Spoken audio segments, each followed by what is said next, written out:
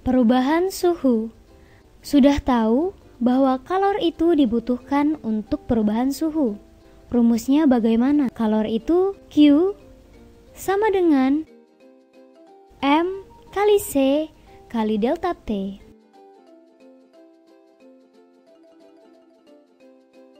Artinya, besar kalor itu bergantung pada perubahan suhu. Kalau perubahannya positif, berarti dia positif. Kalau perubahannya negatif misalkan, dari 7 derajat Celcius berubah menjadi 5 derajat Celcius. Berarti ini negatif. Ini adalah kalor jenis yang berbeda-beda setiap benda. Kalau jenis air sama kalor, jenis minyak sama kalor, jenis besi itu berbeda. Ini massa. Jadi, semakin besar massanya, semakin besar juga kalau yang dibutuhkan untuk perubahan suhu yang sama. Jadi, kalau kita mempunyai 2 kg air, di sini juga kita mempunyai 5 kg air. Yang ini mau kita ubah dari 30 derajat Celcius menjadi 40 derajat Celcius. Yang ini mau kita ubah dari 30 derajat menjadi 40 derajat juga. Delta T sama.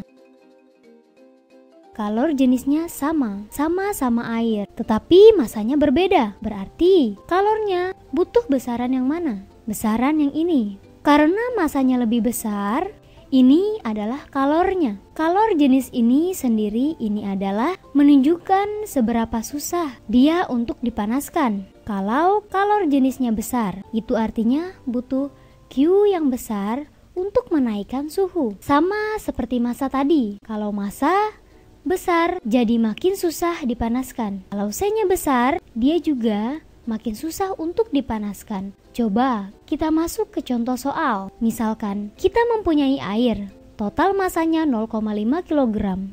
Kalor jenis air itu adalah 4200 Joule per kilogram. Ini terkadang disebut derajat Celcius, kadang disebut Kelvin. Sebenarnya tidak terlalu berpengaruh Celcius dengan Kelvin, karena delta T pada Celcius dan delta T pada Kelvin sama besarnya. Ingat, selisih antara titik didih dengan titik beku. Kelvin itu 100 dan Celcius juga 100. Misalkan kita ingin mendidihkan air dari T sama dengan 20 derajat ketika dididihkan menjadi 100 derajat Celcius. Berarti berapa kalor yang dibutuhkan? Langsung saja kita masukkan.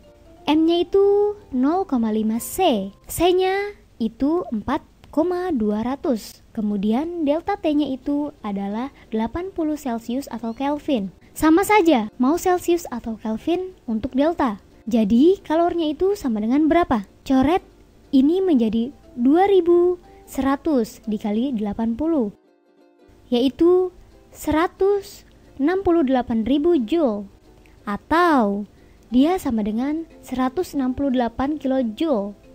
Jadi, untuk memanaskan air yang masanya 0,5 menjadi 20 menjadi 100 derajat Celcius, kita membutuhkan kalor sebesar 168 kilojoule.